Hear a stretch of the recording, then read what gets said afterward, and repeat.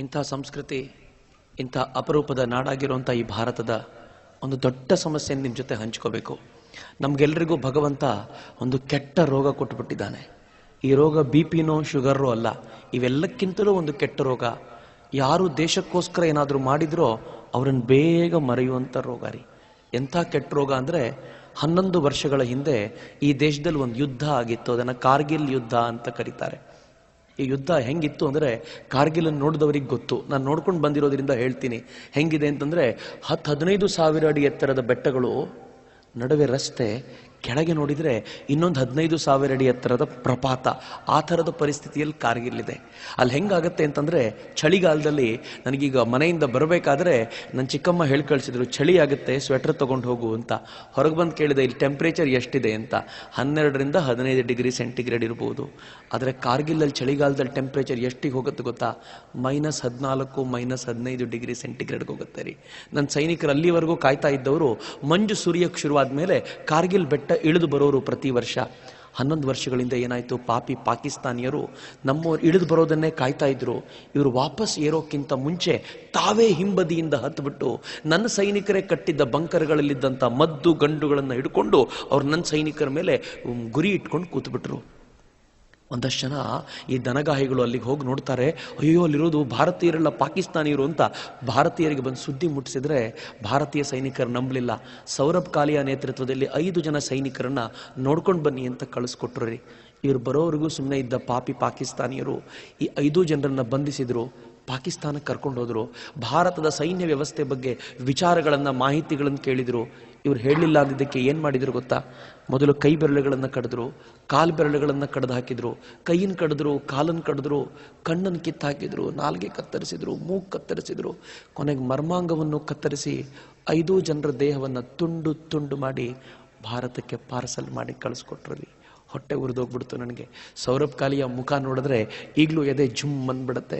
30-32ರ ಹುಡುಗ, ತಂದೆ ತಾಯಿಗೆ ಎಂಥ ಸಂಕಟ ಆಗಿರಬೇಡ. ಆದರೆ 11ನೇ ವರ್ಷದಲ್ಲಿ ಮರೆತು ಹೋಗ್ಬಿಟ್ವಿ ರೀ. 10ನೇ ವರ್ಷ ಆಗಿದ್ದಾಗ ಕಾರ್ಗಿಲ್ ವಿಜಯೋತ್ಸವ ಆಚರಣೆ ಮಾಡಬೇಕು ಅಂತ ಎಲ್ಲರೂ ಪ್ರಯತ್ನ ಪಟ್ಟರೆ ಇವತ್ತಿನ ಕೇಂದ್ರ ಸರ್ಕಾರ ಏನು ಹೇಳುತ್ತೋ ಗೊತ್ತಾ? ಗನಂದಾರಿ ನಾಯಕರು, ಈ ನಾಯಕರು ಹೇಳ್ತಾರೆ, ಬೇಡ ಬೇಡ ವಿಜಯೋತ್ಸವ ಆಚರಿಸೋದು ಬೇಡ. ಯಾಕೆ ಅಂದರೆ ಈ ವಿಜಯೋತ್ಸವ ಆಚರಿಸಿದರೆ ಆವತ್ತು ಯಾವ ಸರ್ಕಾರ ಇತ್ತೋ ಅವ್ರಿಗೆ ಕ್ರೆಡಿಟ್ ಹೋಗುತ್ತೆ, ಅದಕ್ಕೋಸ್ಕರ ವಿಜಯೋತ್ಸವ ಆಚರಿಸೋದು ಬೇಡ ಅಂತ.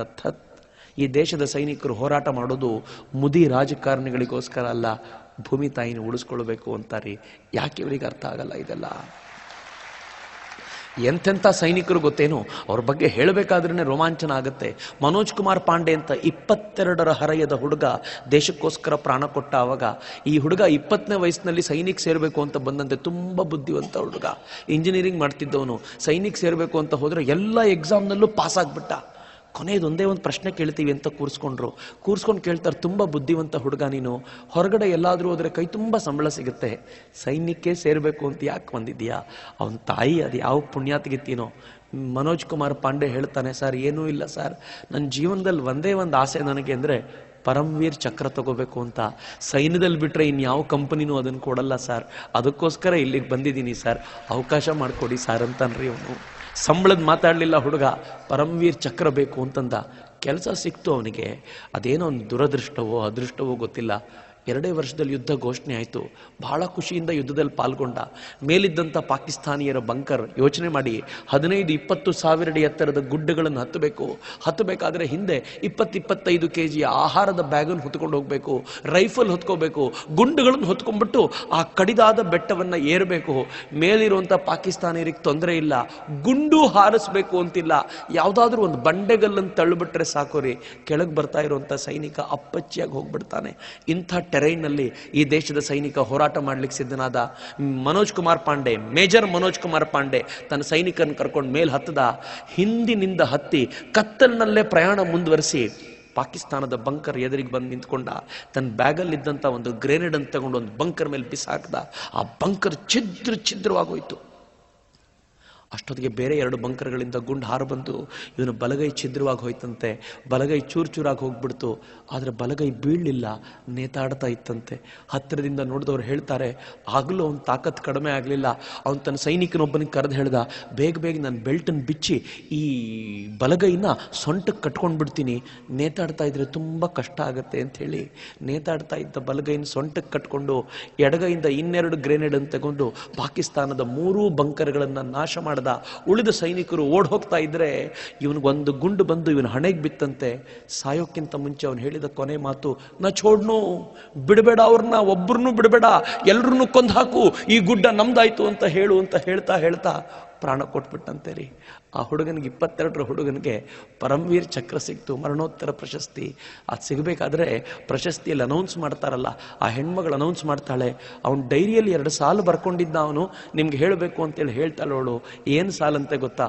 ಅಕಸ್ಮಾತ್, ಅದ್ಭುತವಾದ ಮಾತು, ಅಕಸ್ಮಾತ್ ನನ್ನ ರಕ್ತದ ತಾಕತ್ತನ್ನು ಪ್ರೂವ್ ಮಾಡೋಕ್ಕಿಂತ ಮುಂಚೆ ಮೃತ್ಯು ನನ್ನ ಹತ್ರ ಬಂದರೆ ದೇವರಾಣೆಗೂ ಆ ಮೃತ್ಯುನೂ ನಾನು ಕೊಂದು ಬಿಡ್ತೀನಿ ಅಂತ ಆ ಹುಡುಗ 4 ಸಾಲು ಬರ್ಕೊಂಡಿದ್ನಂತೆ ರೀ. 22ರ ಹುಡುಗ ದೇಶಕ್ಕೋಸ್ಕರ ಪ್ರಾಣ ಕೊಟ್ಬಿಟ್ಟ.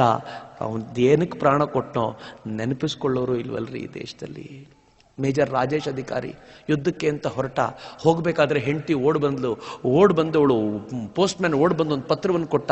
ಪತ್ರವನ್ನು ನೋಡಿದ ರಾಜೇಶ್ ಅಧಿಕಾರಿ, ಹಿಂದೆ ಹೆಂಡತಿ ಅಡ್ರೆಸ್ ಇತ್ತು, ಓದಲೇ ಇಲ್ಲ, ಜೇಬಿಗೆ ಇಳಿಸ್ಕೊಂಡಂತೆ.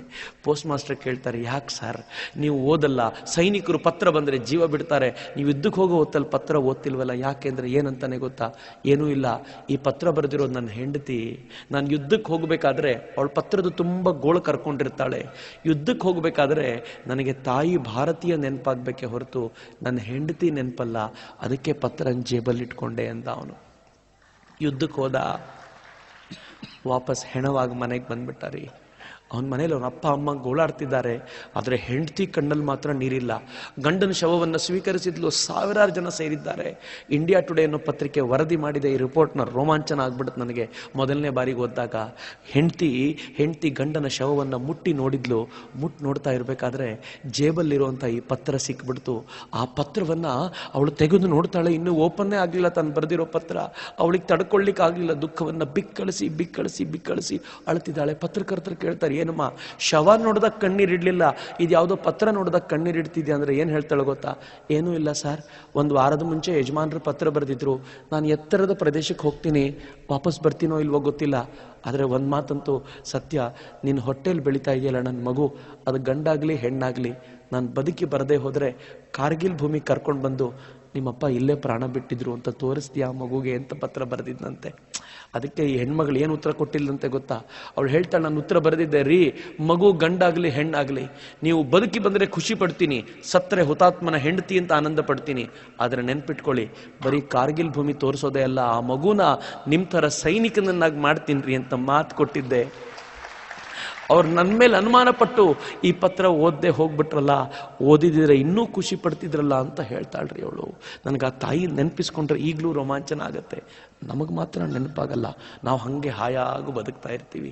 ಎಂತೆಂಥ ಸೈನಿಕರು, ಕ್ಯಾಪ್ಟನ್ ಅಮನ್ ಕಾಲಿಯಾ, ಅಮೋಲ್ ಕಾಲಿಯಾ, ಅಮೋಲ್ ಚಿಕ್ಕವನು, ಅಮನ್ ದೊಡ್ಡವನು, ಇಬ್ಬರು ಕಾರ್ಗಿಲ್ ಯುದ್ಧದಲ್ಲಿ ಹೋರಾಟ ಮಾಡ್ತಿದ್ರು. ಚಿಕ್ಕ ಮಗ ಕಾರ್ಗಿಲದಲ್ಲಿ ಪ್ರಾಣ ಕೊಟ್ಬಿಟ್ಟ. ಶವ ಮನೆಗೆ ಬಂದರೆ ಅವರಪ್ಪ ಅಮೋಲ್ ಮುಂದೆ ನಿಂತ್ಕೊಂಡು ಶವದ ಅವನ ಕ್ಯಾಪನ್ನು ತಾವು ತಲೆ ಮೇಲೆ ಹಾಕ್ಕೊಂಡು ಶವಕ್ಕೊಂದು ಸೆಲ್ಯೂಟ್ ಕೊಟ್ಟು, ಅಮೋಲ್ ನೀನು ಕಿರಿಮಗ ಅಂತ ಊರು ತುಂಬ ಹೇಳ್ಕೊಂಡು ತಿರುಗಾಡ್ತಿದ್ನಲ್ಲೋ, ನೀನು ದೇಶಕ್ಕೆ ಹಿರಿಮಗ ಆಗ್ಬಿಟ್ಟಿಲ್ಲಪ್ಪ, ನನಗೆ ಅಲ್ಲ ದೇಶಕ್ಕೆ ಹಿರಿಮಗ ಆಗ್ಬಿಟ್ಟೆ ನೀನು ಅಂತ ಮಗನಿಗೆ ಸೆಲ್ಯೂಟ್ ಕೊಡ್ತಾರಲ್ರಿ. ಅದು ಈ ದೇಶದ ಶಕ್ತಿ. ಎಂಥ ಅದ್ಭುತವಾದ ಜೀವನ ಅಂದರೆ, ಯಶವಂತ್ ಸಿಂಗ್ ತೋಮರ್ ಅನ್ನುವಂಥ ಹುಡುಗ ದೇಶಕ್ಕೋಸ್ಕರ ಹೋರಾಟ ಮಾಡಬೇಕು, ಸೈನಿಕ, 11 ಜನರ ಪಡೆ ಕಟ್ಕೊಂಡು ಮೇಲಕ್ಕೆ ಹೋಗಬೇಕಾದ್ರೆ ಎಲ್ಲರಲ್ಲೂ ಉತ್ಸಾಹ ತುಂಬಬೇಕಲ್ಲ. ಗೆಳೆಯರಿಗೆ ಹೇಳ್ತಾನಂತೆ, ಹಮ್ 11 ತೋಮರ್ ಜಾಯಂಗೆ, 11 ಜೀತ್ ಕರ್ ವಾಪಸ್ ಆಯಂಗೆ ಅಂತ ಹೋದ. ಗುಡ್ಡ ಗೆದ್ರು. ವಾಪಸ್ ಬರಬೇಕಾದ್ರೆ ಯಶವಂತ್ ಸಿಂಗ್ ತೋಮರ್ರೇ ಸತ್ತು ಹೋಗಿದ್ದಾರೆ. ಮನೆಗೆ ಅವನ ಹೆಣ ಬಂದರೆ ಅವರಪ್ಪ ಹೆಣದ ಮುಂದೆ ನಿಂತ್ಕೊಂಡು ಏನು ಹೇಳ್ತಾರಂತೆ ಗೊತ್ತಾ? ಹೋಗೋ ತೋಮರ್, ನಾನು ಯಾಕೊಂದು ನೀನು ಸತ್ತೆ ಅಂತ ಹಳ್ಳಿ, ನನ್ನ ಕುಟುಂಬದ ಒಂದು ನಿಯಮ ಇದೆ, ಒಂದೋ ಯುದ್ಧದಲ್ಲಿ ಗೆಲ್ಲಬೇಕು ಇಲ್ಲ ಸಾಯಬೇಕು, ನೀನು ಗೆದ್ದು ಸತ್ತಿದ್ಯಾ ಬಿಡೋ, ನಾನು ಹೇಳಲ್ಲ, ನಾನು ಖುಷಿ ಪಡ್ತೀನಿ ನನ್ನ ಮಗ ಅನ್ನೋ ಕಾರಣಕ್ಕೋಸ್ಕರ ಅಂತ ಆ ವಯಸ್ಸಾದ ತಂದೆ ಮಗನ ಶವಕ್ಕೆ ಮುಂದೆ ನಿಂತ್ಕೊಂಡು ಒಂದು ಸೆಲ್ಯೂಟ್ ಕೊಡ್ತಾರಲ್ಲ. ನೆನಪಿಸ್ಕೊಳ್ಳೋ ಪುರ್ಸೊತ್ತೇ ಇಲ್ವಲ್ರಿ. ನಾವು ಎಂಥ ಕೃತಜ್ಞರಾಗ್ಬಿಟ್ಟಿದ್ದೀವಿ ಅಂದರೆ, ಇವತ್ತು ದೇಶ ಏನಾದರೂ ಹಿಂಗಿದೆ ಅಂತಂದರೆ ಅವ್ರ ಕಾರಣದಿಂದಾಗಿಯೇ ಇರೋದು. ನಮಗೆ ನೆನಪಿಲ್ಲ. ಹೊಟ್ಟೆ ಉರಿಯುತ್ತೆ ಈ ಮಾತನ್ನು ಹೇಳಬೇಕಾದ್ರೆ. ಸತ್ಯ ಹೇಳ್ತೀನಿ, ಜಾಗೋ ಭಾರತ್ನ ಉದ್ದೇಶ ಮತ್ತೇನೂ ಇಲ್ಲ. ಇವತ್ತಿಗೂ ಕೂಡ ಈ ದೇಶಕ್ಕೆ ಪ್ರಾಣ ಕೊಡ್ತಾರಲ್ಲ, ಅವ್ರನ್ನ ನೆನಪಿಸ್ಕೊಳ್ಳಕ್ಕೆ ಒಂದು ಅವಕಾಶವನ್ನು ಕಲ್ಪಿಸ್ಕೊಡ್ಬೇಕು ಅನ್ನೋ ಹುಚ್ಚಿನಿಂದ ಈ ಕಾರ್ಯಕ್ರಮ ಶುರು ಮಾಡಿದ್ದು. ಅದಕ್ಕೋಸ್ಕರ ಅಕಸ್ಮಾತ್ ಇವತ್ತೇನಾದರೂ ಕಣ್ಣೀರು ಹರಿಯಕ್ಕೆ ಹೊರಗೆ ಬಂದರೆ ಕಂಟ್ರೋಲ್ ಮಾಡ್ಲಿಕ್ಕೆ ಹೋಗಬೇಡಿ, ಬಿಟ್ಬಿಡಿ ಅದನ್ನು. ಪಕ್ಕದವ್ರು ಯಾರೋ ನೋಡ್ತಾರೆ ಅಂತ ನಾವು ನಮ್ಮನ್ನು ಕಂಟ್ರೋಲ್ ಮಾಡ್ತಾ ಕೂತಿರ್ತೀವಿ. ಹೆಂಡತಿಗೋಸ್ಕರ ಗಂಡ ಅಳೋದನ್ನು ನೋಡಿದ್ದೀನಿ, ಗಂಡನಿಗೋಸ್ಕರ ಹೆಂಡತಿ ಅಳ್ತಾ ಕೂತಿರ್ತಾಳೆ. ಮಕ್ಕಳು ಹಾಳಾಗೋಗ್ಬಿಟ್ರಲ್ಲ ಅಂತ ಗಂಡ ಹೆಂಡತಿ ಎಲ್ಲರ ಮುಂದೆ ಕಣ್ಣೀರಿಡ್ತಾರೆ. ಆದರೆ ನಮ್ಮ ಮಕ್ಕಳಲ್ಲ, ಆದರೆ ನಮಗೋಸ್ಕರ ಪ್ರಾಣ ಕೊಡ್ತಾರಲ್ಲ ಆ ಮಕ್ಕಳಿಗೋಸ್ಕರ ಒಂದೆರಡು ಕಣ್ಣೀರನಿ ಹೋಗ್ಲಿ ಬಿಡ್ರಿ. ಕಣ್ಣೀರನಿ ಹಾಕ್ತಾ ಹಾಕ್ತಾ ಇವತ್ತು ಒಂದು ದಿನ ನಾನು ನಿಮ್ಮೆಲ್ಲರಲ್ಲೂ ಕೇಳ್ಕೊಳ್ತೀನಿ, ದೇವರನ್ನ ಕೈ ಮುಗಿದು ಕೇಳ್ಕೊಳ್ಳಿ, ಹೇ ದೇವರೇ, ಇಷ್ಟೂ ದಿನ ನಮಗೋಸ್ಕರ ಪ್ರಾಣ ಕೊಟ್ಟ ನಮ್ಮದಲ್ಲದ ಆ ಮಕ್ಕಳಿಗೆ ನೀನು ಆತ್ಮಶಾಂತಿ ಕೊಡು. ಇನ್ನು ಮುಂದೆ ಪ್ರಾಣ ಕೊಡ್ಲಿಕ್ಕೆ ಸಿದ್ಧರಾಗಿದ್ದಾರಲ್ಲ ಅವ್ರಿಗೆ ಶಕ್ತಿ ಕೊಡಪ್ಪ ಅಂತ ಭಕ್ತಿಯಿಂದ ಪ್ರಾರ್ಥನೆ ಮಾಡ್ತಾ ಈ ಅಪರೂಪದ ಗೀತೆಗೆ ನಾವು ದನಿಯಾಗೋಣ.